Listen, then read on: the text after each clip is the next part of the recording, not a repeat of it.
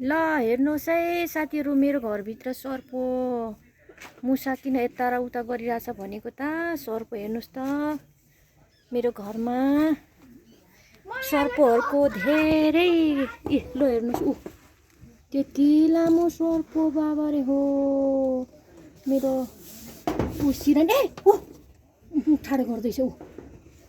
देख्नुभयो साडे गरेको आमामा। यो म फ्याँकिदिन्छु त्यहाँ।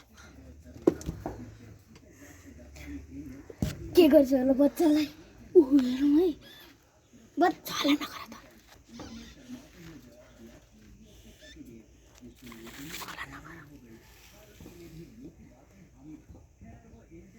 मुसाको बच्चा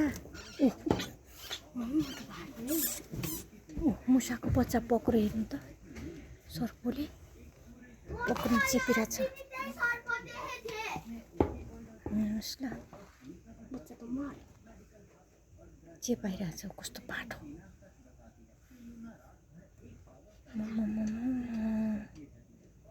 नि त राति पनि यति लामो आवाज आउने सङ्ग्र्याङ र्याङ र्याङ र्याङ गरेर।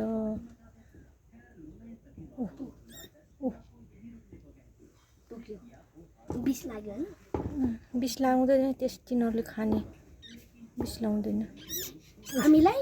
हामीलाई त टोकिहाल्छ नि, बिस लगाइहाल्छ नि। हामीलाई खानु सक्दैन नि त, त्यही भएर टोक्छ। खायो हो। अस्ति मैले यही सर्प देखेको थिएँ। यही यस्तो मम्मी यस्तो हो। मैले पनि त्यहाँ नि यस्तै अलिक सानो बच्चा थियो। मेरो घरमा पानी परेपछि, घाम धेरै लागेपछि सबै घरभित्र पस्छ। धेरै मुसा छ। बच्चा त्यहाँ थियो। अनि मुसा खानुलाई आउँछ सर्पहरू। पक्रियो, मुसाको बच्चा पक्रेर खायो। देख्नुभयो? यहाँ मासु चढ्न सक्छ यो? सकिहाल्छ नि। कसरी? म त मर्छु होला है मम्मी। चढ्न सक्छ? अनि यहाँ चाहिँ किन बस्नु भयो? मम्मी चढ्न सक्दैन। लामो छ हेर्नुहोस्। मम्मी सर्प चढ्न सक्दैन। चुप लाग न के? यति लामो छ, कम्ता लामो छ यो। सबै तल टल्काइरहेछ। यहाँ पहिलोचोटि सर्प देखेको।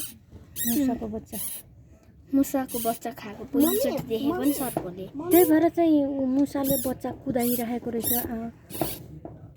मम्मी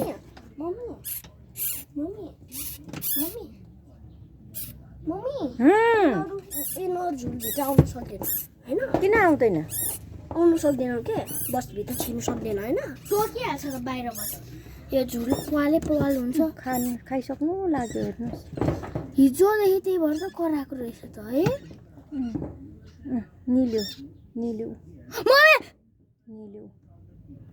मम्मा यसरी आउँदैछ। निल्यो उता जा। नागराजा जा जा जा। नागराज जा। जा।